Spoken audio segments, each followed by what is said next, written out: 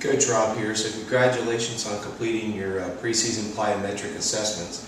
I wanted to now give you a little bit of insight as to what do these numbers mean for you.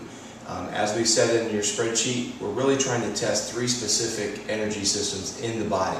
First one is going to be muscular power and strength. If you look at your numbers, especially the first set of each exercise, if you're able to put up a big number on the first one, that tells you that you're able to generate a lot of power and you have a lot of strength. That obviously is very important for you as a motorcycle racer because you've got to be able to move that bike around.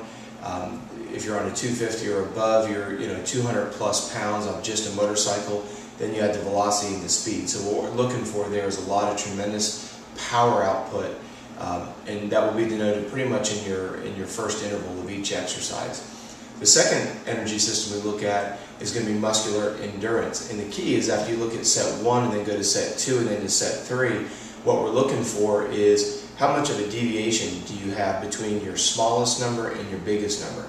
You'll notice on your spreadsheet there, you've got a sum total and you've got a deviation line there. The indicator of muscular endurance would be if you put up a big number on set number 1, you'd be within 2 or 3 of those on set number 2, and again maybe 2 or 3 of those on set number 3.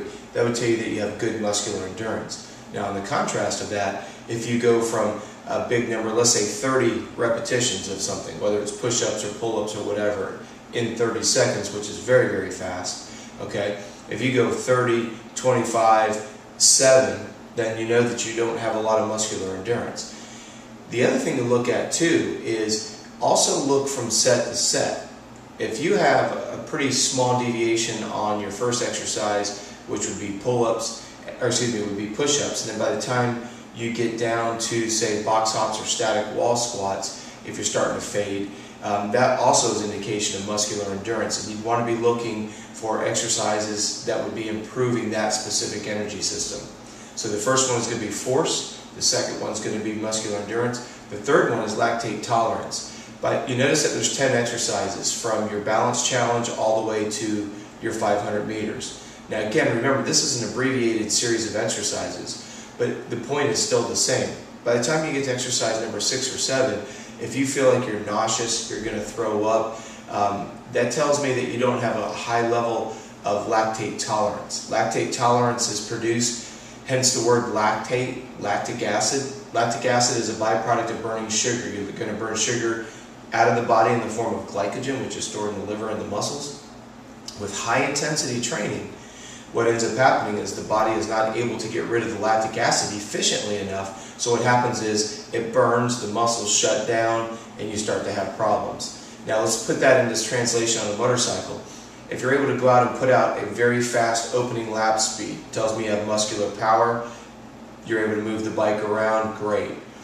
If you're able to do that, let's say for some of you guys at the amateur level that only have to run a 5 or a 6 lap sprint, you're strong for maybe 1 or 2 laps, but by number 5 or number 6, you're falling apart.